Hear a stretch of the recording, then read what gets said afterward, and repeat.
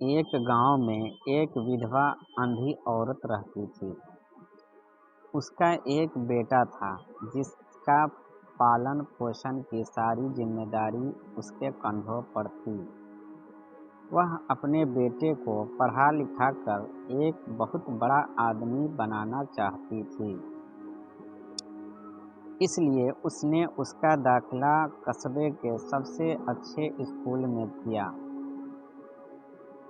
वह दिन रात मेहनत करती ताकि बेटे की स्कूल की फीस दे सके।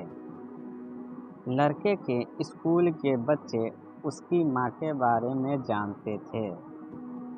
वे सब उसे अंधी का बेटा कहकर चिढ़ाते थे। लड़का उससे बहुत परेशान था। उसे अपनी माँ पर शर्म आने लगी थी।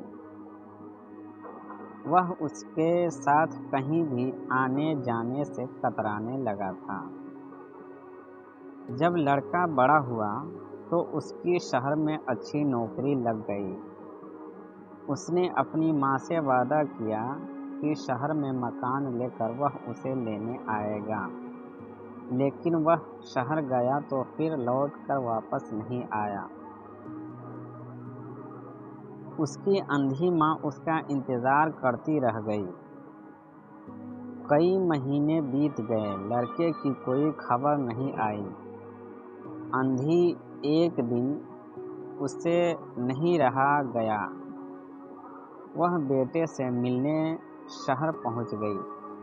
पूछते पूछते वह बेटे के ऑफिस पहुंची। वहां सिक्योरिटी गार्ड ने उसे रोक दिया।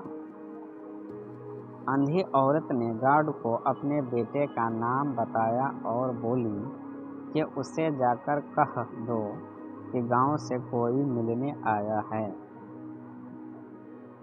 गार्ड ने जाकर उसके बेटे को बताया। बेटे ने ऑफिस की खिड़की से देखा तो उसे अपनी माँ गेट के बाहर खड़ी नजर आई। वह ऑफिस में सबके सामने अपनी माँ की वजह से शर्मिंदा नहीं होना चाहता था। उसने कह दिया कि वह ऑफिस में नहीं है। अंधी औरत वहाँ से चली गई। शाम को वह लड़का ऑफिस से घर जाने के लिए निकला। रास्ते में एक जगह काफ़ी भीड़ जमा थी। वह अपनी गाड़ी रोककर भीड़ के पास पहुंचा तो क्या देखा कि बीच सड़क में अपनी माँ को मरा पाया।